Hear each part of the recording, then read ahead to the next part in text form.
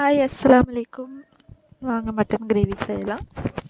ஒரு கடாயில் தேங்காய், பொட்டுக்கடலை ரெண்டும் சேர்த்து நல்லா ப்ரௌனாக வறுத்துக்கோங்க. அப்புறம் அதை ஒரு மிக்ஸி ஜாரில் சேர்த்து அரைச்சிக்கோங்க பேஸ்ட்டாக. தென் ஸ்டவ்வில் குக்கர் ஒன்று வச்சு அதில் ஆயில் விட்டு 2 ஆனியன் கட் பண்ணி லைட்டாக உப்பு போட்டு நல்லா மிக்ஸ் பண்ணிக்கோங்க. அப்புறம் வந்துட்டு தக்காளி, பச்சை மிளகா, ஜிஞ்சர் கார்லிக் பேஸ்ட் இதெல்லாம் நம்மளுக்கு வேணும். இதையும் ஆட் பண்ணி கொஞ்சம் நல்லா கச்சக் கச்சக் பண்ணிக்கோங்க. தென் மசாலானா மிளகாத்தூள், மஞ்சத்தூள், கரம் மசாலா, தனியாத்தூள், அப்புறமா உப்பு லைட்டாக இது எல்லாம் சேர்த்து இன்னொரு தடவை நல்லா கச்சக் கச்சக் பண்ணிக்கோங்க.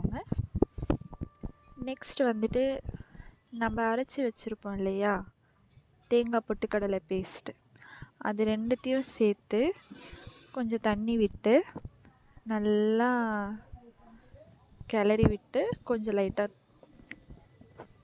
பேஸ்ட் மாதிரி திக்காக வரா மாதிரி தண்ணி விட்டு அளவாக வச்சுக்கோங்க.